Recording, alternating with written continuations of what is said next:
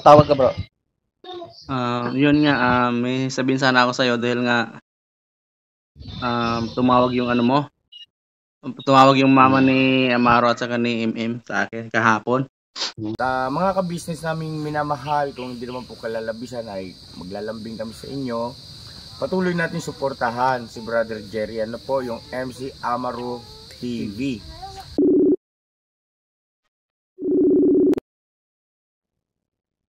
Bro, Bro. magandang gabi sa'yo, bro. Kumusta na? Busy palagi, bro, Busy. Busy, pero masakit yung katawan ko, masama yung pakiramdam ko.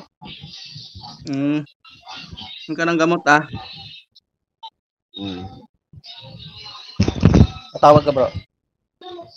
Yun nga, may sabihin sana ako sa'yo dahil nga tumawag yung ano mo, tumawag yung mama ni Amaro at saka ni MM sa akin kahapon.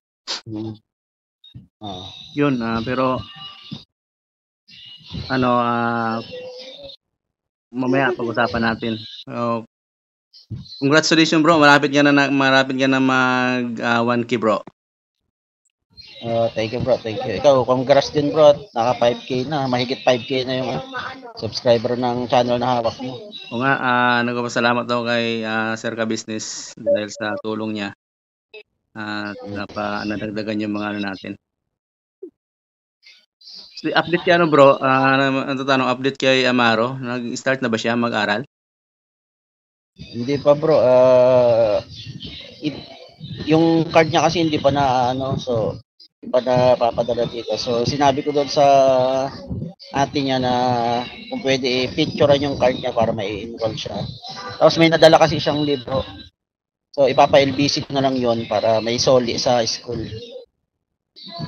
Kailangan ituli yung mga gamit na sa school. Bro. Nadala niya pala dyan.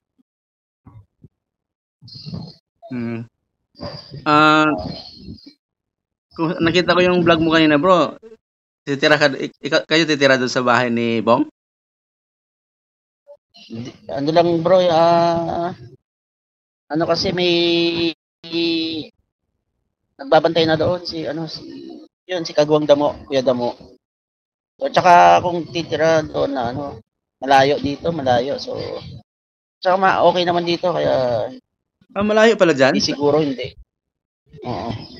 Medyo may kalayuan. Akala siguro ko, hindi dito lang kami sa ka-business house. Akala ko katabi lang ng bahay nila ka-business.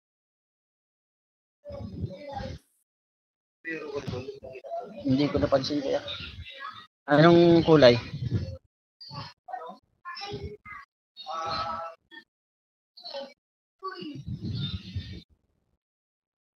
Bro, hindi siguro.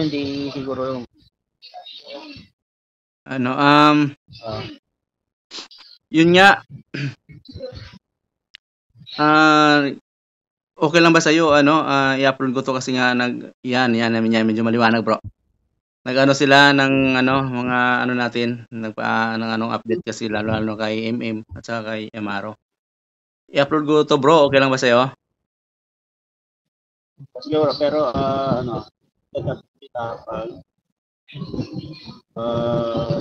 ko pa, pwede mo nang i-upload. Kasi may pagmimitingan lang kami. Ko na kasi ang respeto kay Kuya din. Yan ko lang. Pero wala namang problema. Sige. Sabihin mo lang sa akin. Yun. Yan, tapos bro, yun nga, nagtaka ako at tumawag yung ex mo na inamamasada ko yung time na yung siya. Nakatatlong tawag siya, di ko nasagot dahil nga siguro naghatid ako ng pasahero. Ngayon pagdating ko sa pilahan, chinat ko siya. Sabi ko bakit po, ano pong kaya friend kasi kami sa Facebook kasi nga yun ni Amaro. Pina-add ni Amaro sa akin. So yun, tumawag siya sa akin. Tapos yun, nag-usap kami. Yun ang pinaka niya is saan ko daw nakuha yung sinabi ni MM na pinayagan niya na daw na pumunta diyan. Ano na, para, ano yun? Saan mo nakuha Yung balita na yung sinabi daw ni MM na pinayagan na daw ni mama niya na makapunta diyan. Sabi ko, yun lang din naman ang nabanggit ni ano sa akin, pero hindi ko alam kung saan galing, sino nagsabi sa kanya. Yun ang sabi ko sa ex mo. Then sabi niya sa akin, kung pwede ba, tigilan ko na daw yung mga bata, tigilan ko daw si MM. Kasi nga, okay naman daw sila. Sabi nga gano'n. Di, pinaliwanag ko rin sa kanya. Sabi ko na, wala naman akong intensyon na masama sa mga bata. Tapos, ang gusto ko lang din naman, matulungan sila. Yung gano'n, yun lang pinaka-intention ko. Wala talaga akong sa kanya. Sabi ko, wala akong anumang masamang balak, kundi ang kabutihan ng nais kong maihatid. Tapos sabi niya, okay naman na, okay na kami, huwag niyo na kaming huwag niyo na kaming guluhin, sabi niya gano'n sa akin. So, nakiusap ako, sabi ko, kahit paminsan-minsan, okay lang paminsan-minsan, dalawin ko doon. Talagang bro, talagang ayaw. Pinawala niya kasi sabi niya, kailan lang daw tayo nagkakilala, sabi niya. Hindi mo alam kung ano ang dahilan ng mga nangyari. So nirespeto ko 'yon kasi nga siyempre magulang siya mama siya at gano'n.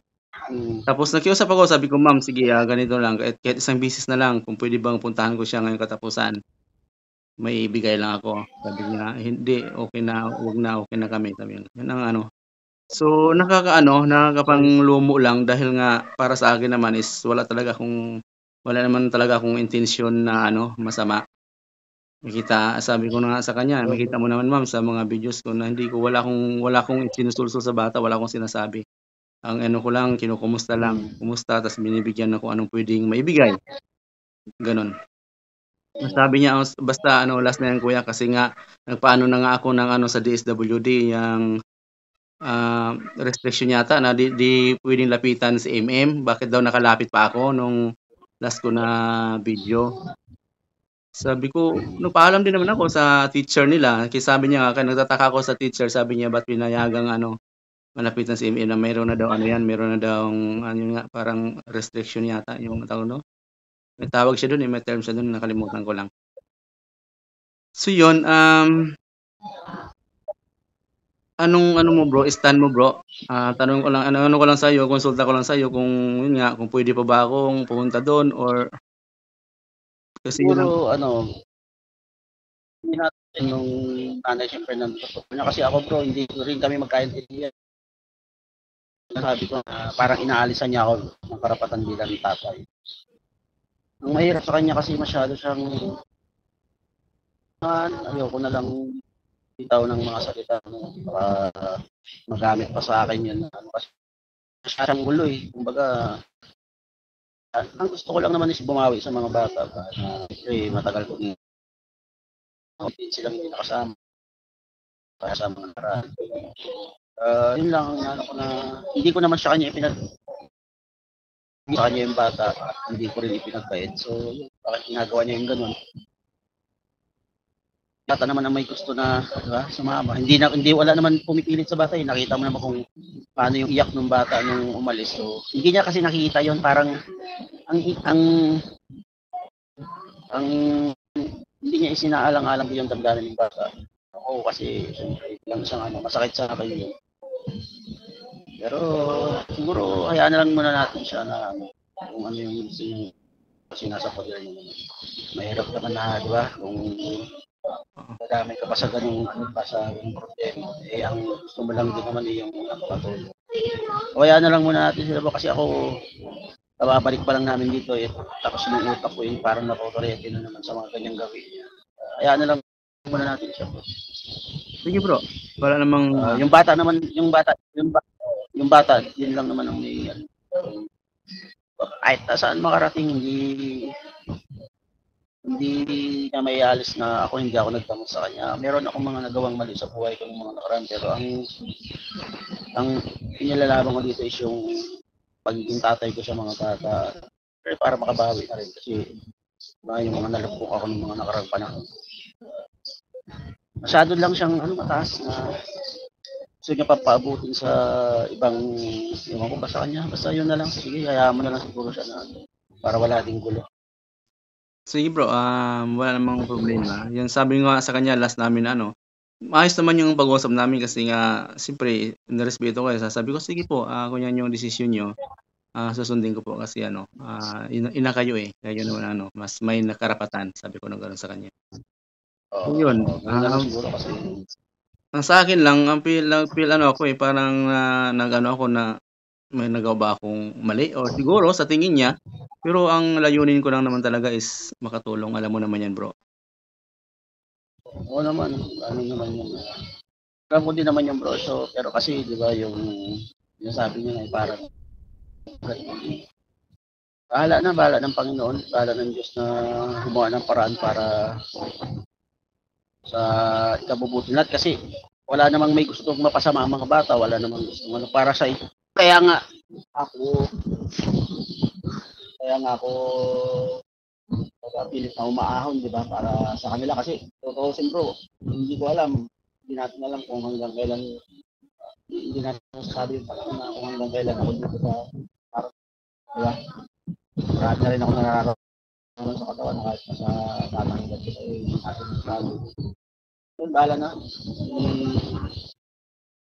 Iano ko na lang kayo, Lord. Nakikita yung mga bata na nahihirapan ng bata. Pagkakaintindihan natin ng papa at yung mama nila, pati sila